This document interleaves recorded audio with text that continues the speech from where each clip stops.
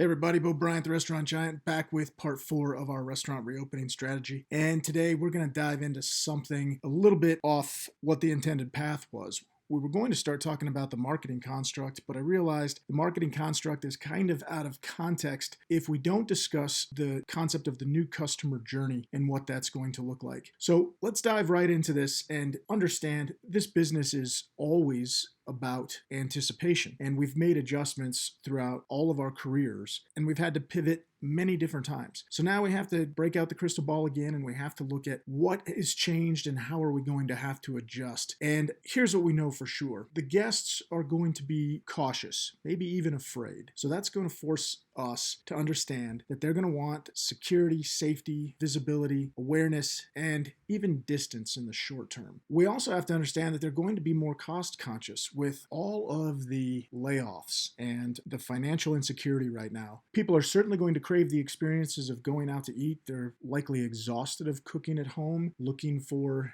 some way to change that, but they're going to be looking for deals and or greater value. We can predict that. There's an incredible chance that because of this shut-in, a lot of people might not have been making the best diet and exercise decisions. So we can also anticipate that they're going to want some high visibility to some healthier options. So we're going to have to anticipate their current needs in our new menu construct. Next, we know for a fact that guests are starving for interaction. They need difference, entertainment, experience, probably now more than ever. And again, they're going to want that at that safe distance. So we've got to get back to the roots of hospitality. And nothing's ever been more poignant than this quote. Look at me, smile at me, talk to me, and thank me. And this is a great quote my buddy Kelly Jones always uses in his presentations. And I think it hits home the importance of just getting back to the blocking and tackling that we've probably lost our way on a little bit. To put it into context, this quote was written circa 1880 by a guy named Auguste Escoffier, the grandfather of culinary discipline that has informed chefs and menus ever since. All right, so the customer journey is a concept that I have designed, developed, and taught for the last couple of years. I've had the pleasure of going to Rome to speak to an audience of 300 earlier this year, and most recently, just a couple weeks before the whole COVID-19 meltdown, I was in Spain giving this presentation. We were invited to a conference that hosted over 30,000 people. And now I find myself completely blowing up all of this content and rewriting it to match what this new customer journey is going to look like today. So let me explain the process really quick. We know what the decision-making path is as it comes to the customer journey in their mind, and we have to be able to intercede each step along the way. This is kind of a checks and balance type of opportunity to make sure that we are top of mind and in the customer's view along each step of the journey. So let me break this down for you. The customer begins with a need. That need typically leads them to do some research, and that is our first opportunity with this journey to make sure that we've got incredible visibility. And we're going to unpack each one of these, but I wanted to give you the high level first. From the point that they go to researching to making a selection, that's our opportunity to make sure that we're inserting an offer, creating that awareness around who we are, what we offer, and what the guest can anticipate. Next, the guest is going to move from a selection process, deciding where they're going to go, to actually placing their order. And our opportunity to ensure that that happens is to create timely calls to action. From the time that the guest orders until they receive their product, that's our opportunity to show our value proposition. And this can be tricky. This is oftentimes where we say, we under promise and over deliver. Next, once the guest has received their product and before they finish, that's our opportunity to impart the experience. And again, hopefully to exceed the expectation. After the guest has finished their meal and they've paid, in order to ensure that they refer us to other people, we have our opportunity to express gratitude. From the referral point until the point that the customer returns, that is our opportunity to engage with them and to promote advocacy or to get them to advocate for us. From the point in which they return until they have another need, that little widget is our opportunity to ensure or help create that loyalty pattern. So now we have to overlay this COVID-19 piece, which is going to impact every single one of these steps, and that is those optics of safety, cleanliness, and distancing. So let's start unpacking this by talking about visibility, what it was and what it will be. So some interesting statistics that came out before this information. According to Yelp, 76% of all traffic within their top 100 search terms in the category of restaurants are not categorized, meaning not only are they not looking for a restaurant by name, like 98% of all searches don't even look for a specific name. 76% don't even look for a concept type. And when I show you what they do, it's going to make perfect sense. They get on their phone and they type in restaurants near me. This is our first opportunity for visibility. Now, I've always said it and it still bears mentioning.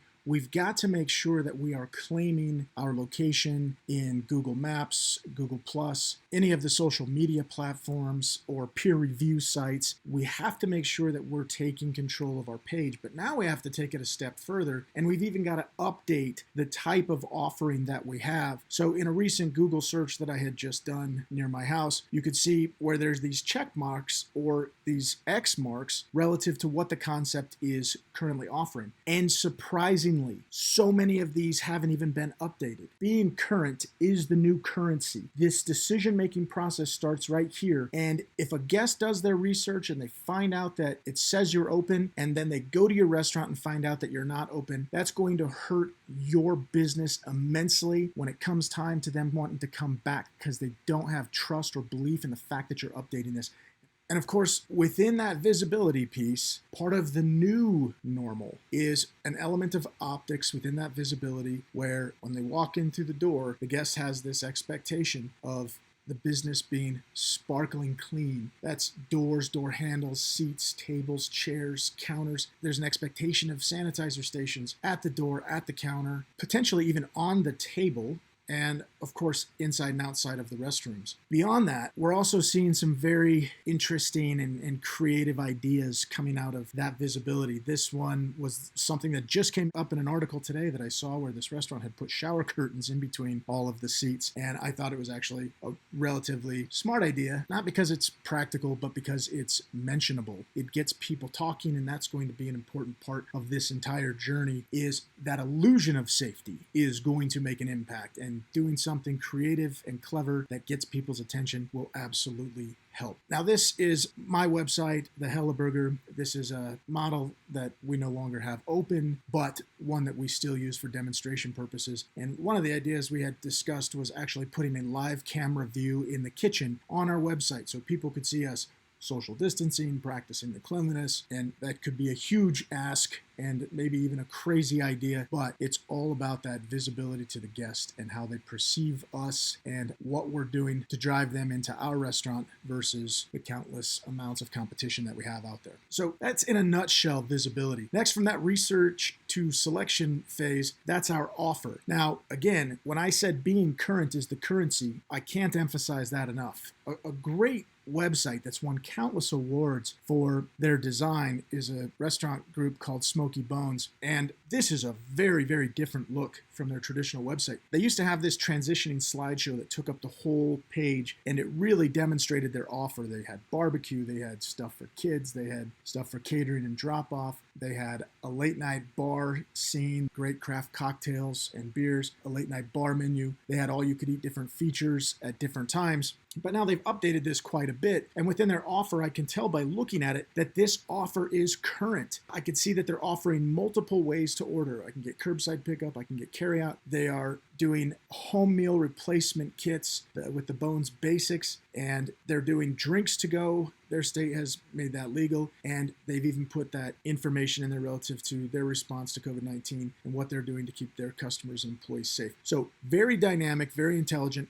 It does a very nice job of expressing their offer. All right, next, we got to talk about that call to action. From the time that the guest does their research, they find your website, they select your website and start looking and see what you offer. Once we have them there, that's our opportunity to get them to move from the website to actually buying from us. And we can do that with simple marketing strategies, one of the most basic being the call to action. Now, here's a quick example, again, from my own website. When you get to my page, I've got a slideshow that runs, and on there, we've got a call to action to get $10 off when you order online. any type of call to action. And I anticipate there will probably be some calls to action that are attached to dining inside the restaurant. I'm sure restaurants will begin to start promoting the dining in piece, and I think that's a good idea. I would encourage that. So now that they've actually selected us and they come to our restaurant, they place their order, this is our opportunity to create that value proposition.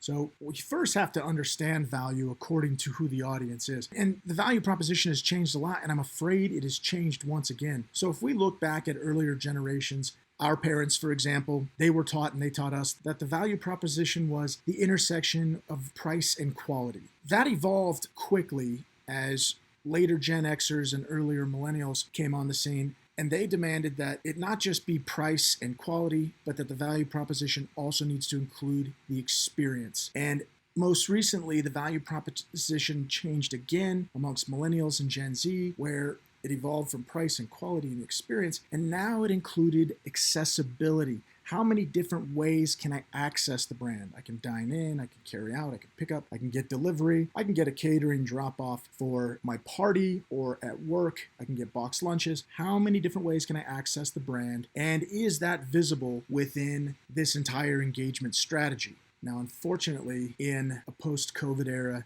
I expect there's going to be this new value proposition where price, quality, experience, accessibility are all still going to be important, but none as important as safety and the expectation of comfort that's going to come along with that. So within value proposition, we have to understand how the consumer measures or attaches value to their choice of where they're going to eat. And we've seen some concepts do some great stuff to stay top of mind. And I hope that some of these things will carry over. Disney has run this weekly update through YouTube where they're releasing some of their most iconic menu items around their parks. And we've even seen other restaurants kind of follow the lead by releasing some of their great, most iconic recipes. Since you can't come to us, let us bring it to you, make this at home. It's important because it keeps the guest top of mind. This is very unconventional. This is stuff that restaurants would not normally do, but stuff that they needed to do to have that sense of charity and hospitality during this downtime. I saw some incredible stuff where restaurants were delivering home meal replacement with cooking instructions and even a QR code or a link to a YouTube video where you could put it on your iPad or your laptop right there in the kitchen, unbox the box with the chef, have him walk through each steps of the reheating and the assembly process to build this beautiful gourmet meal at home. And I thought that was very clever. Even most recently, I saw a brand that was delivering flowers with a brunch meal during delivery on Mother's Day. I thought that was absolutely genius. There are so many incredible ideas out there. These shouldn't fall to the wayside as we work our way out of this, but they should be included because they are impactful and important elements relative to that value proposition. All right, so from the time that the guest receives the meal until they finish, now that's our opportunity to make sure that we deliver on that experience. And we can do that through humor. We can make the best of this situation. And again, of these 3 restaurants that we went to recently, all of the servers were wearing masks.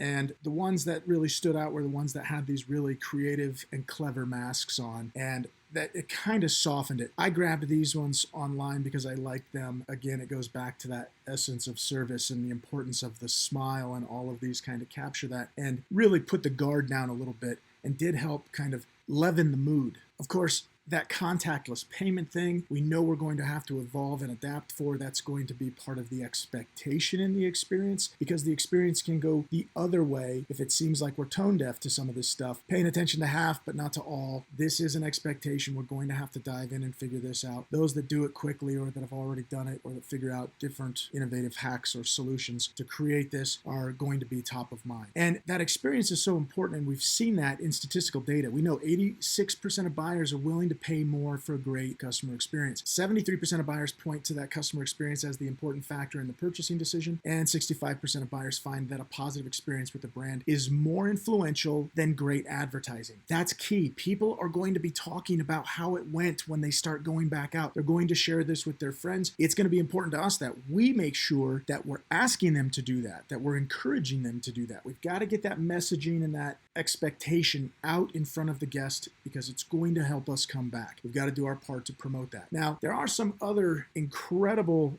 elements when it comes to experience. And there's a story I'm going to share with you really quick. A gentleman, third generation restaurateur, owns two different brands, The Cannery and El Cholo, based in Southern California. Ron Salisbury had this idea a long time ago for his restaurant, The Cannery, in Newport Beach, where when business was slow, he wanted to encourage his servers to continue to work for him, even though they weren't making the tips that they used to make. So instead of them going and finding supplemental work and potentially losing them, he started a library in his office with a bunch of great hospitality books, and he gave his servers an opportunity to make a couple $100 by checking out a book, following a syllabus, writing a report, and answering a couple of questions like, what did you learn from this book and how would you apply it to your service immediately? All of a sudden, he had these servers checking out these books at an incredible pace, and he loved it. He didn't mind paying them because he knew the value in this was that his service was getting better as each server did it.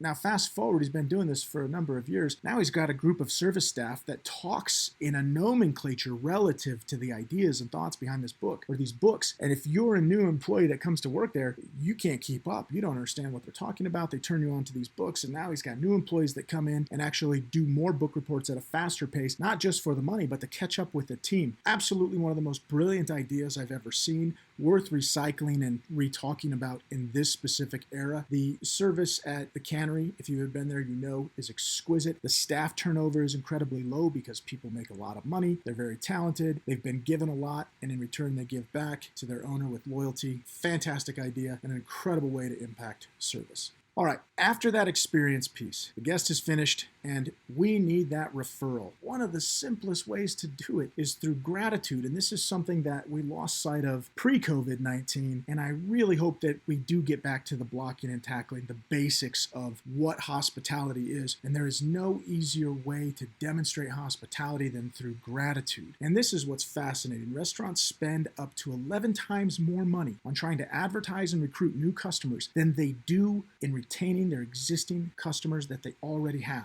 And one of the fastest ways to do that is just to ask them to come back, is to show that gratitude. I'm going to take an idea and share with you one that we used in a different capacity, but now that I'm going to evolve here for this post-COVID-19 era. Saying thank you goes so far. Being sincere and authentic when you're doing it is great. Writing thank you on the top of a check is so bush league and so inauthentic. It's the very first thing I would encourage everybody to stop doing. Take your time, look the guest in the eye, with humility, tell them how much it meant to you and to the business and to everybody that works there that they took a risk, that they trusted you, that they came in, and hopefully you exceeded their expectations for this experience and that you're thankful, you're grateful. But take it a step further. Imagine you've got a little bit of downtime on your hands and you've got all your employees around. Maybe you're doing meetings, you're doing trainings, you're getting ready for your reopening. What would stop you from taking 200 cards that say thank you on the outside and have every single employee sign those? And we appreciate you so much for dining with us. That's it. And hand signed by everybody on the team. Fold it up, put an envelope. Every server has 20, 30, 50 of them in their apron, or there's a stack of them back by the POS machine. Every time they go to deliver a check, they deliver that thank you note with the check. Now, let me tell you what that's going to do for the tip. The tip is going to go up when the guest sees the thoughtfulness that the entire company put behind thanking that guest for what they did. So that's a win right there, but the guest is going to remember that. When was the last time that a guest was given a thank you card for coming in and dining at your restaurant? That is game changing. So this spins off of an idea that we used to do in my restaurants where we had a thank you card and inside it said, thank you for spending your special day with us, and it was signed by everybody on the team. So anytime that we identified or picked up on that somebody was there for a birthday, an anniversary, celebrating something or whatever, we would drop off that card, we would hand deliver it and say, thank you for spending your special day with us. It means a lot to us that you thought of us. And they would open it and see that. That goes further than a free dessert or anything that would cost you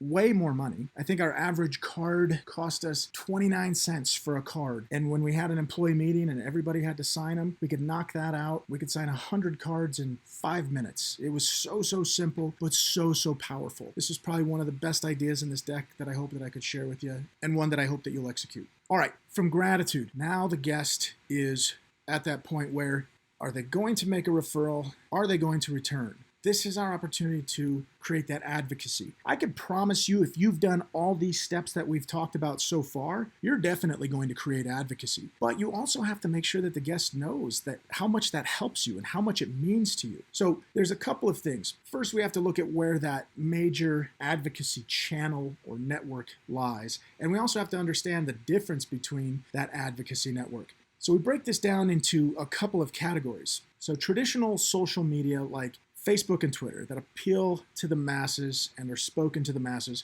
that has a 41% impact value from positive feedback in helping drive new business. That's social media. When we look at peer review, like TripAdvisor and Yelp, for example, the positive online reviews help drive 68% of new business. When we look at traditional promotions that we would do through Google or maybe Facebook ads, that can help drive 80% new business. But again, we're having to probably discount items or create some type of promotion that's going to cost us money. We had to pay to advertise on the pages, and then we had to pay again once we gave a discount or some type of promotion. So while that's effective, what's fascinating is how much more effective that direct peer-to-peer site is. So that is the friend group that I control, the direct people I'm closest with. And so sites like Instagram and Snapchat are managed a lot tighter in those friend groups. It's really considered direct peer-to-peer, and positive recommendations and feedback from those sites drive 91% of new business. So that's really where I would encourage people to be focusing. And we've seen the landscape change in a pre-COVID world. It's going to continue to happen. In fact, it's going to be even more important. But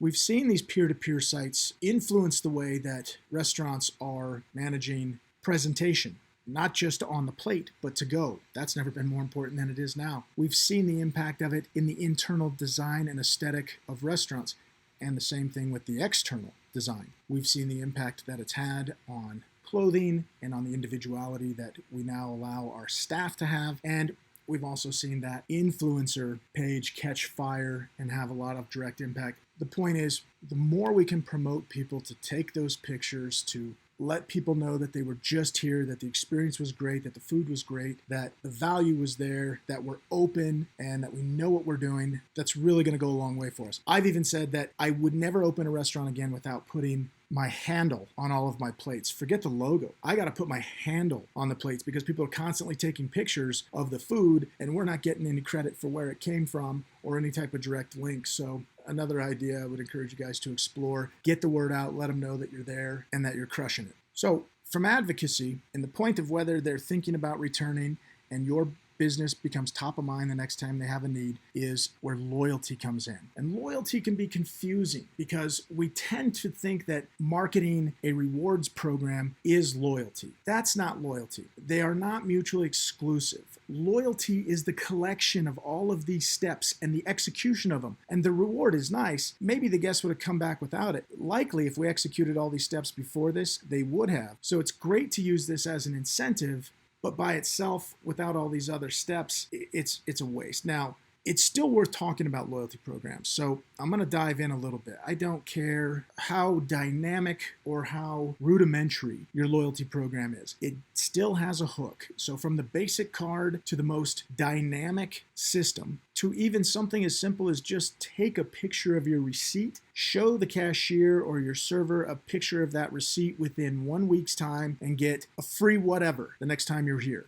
There's all kinds of different ways that you can do it. This is important. But when we look at apps on their own, when we look at just traditional loyalty, we have to understand the value of them. Starbucks, in my opinion, does it better than anybody. Of the 60 million people that visit their stores each week, only 16.3 actually use their loyalty program, which is stunning because it's such a great program. But guess what? That's in line with the rest of the industry. 80% of consumers are not enrolled in a restaurant loyalty program at the restaurant that they most frequent. Now, part of that is because way too many restaurants don't have loyalty programs, but it's far more than 20%, I assure you. I looked at this graph and I would say on average, it's about 60 to 70% of all restaurants have a loyalty program. So there's definitely a disconnect. My assumption is that in a post-COVID era, the consumer is going to be a lot more cost conscious. Like we talked about, that financial insecurity, they're going to be looking for all kinds of deals and ways to save money. So I expect these numbers to change quite a bit. There is value in using these programs, especially the digital programs.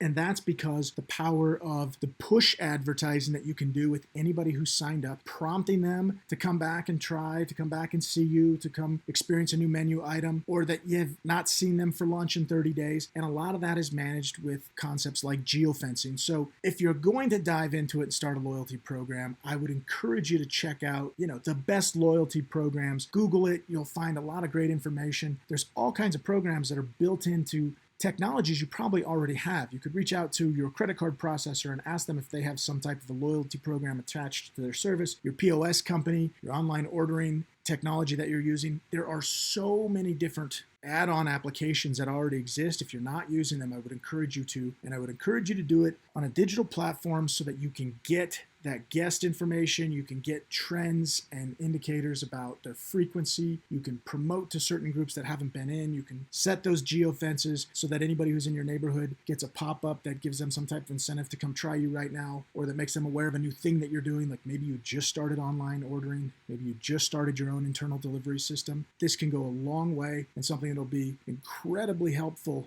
in enhancing your loyalty program. But again, the loyalty is created with these dynamic steps executed beautifully each step of the way, and then additionally through different promotional events, constantly changing the offering, whether it's wine dinners or whether it's new menus, new features that the restaurant is offering, new ideas, live music, whatever it happens to be. By promoting an environment that people are already comfortable in and creating new experiences and making them aware of new experiences, that can help with that loyalty that much more. Now, here's a great example. There's a concept based out of LA called Fat Sal's.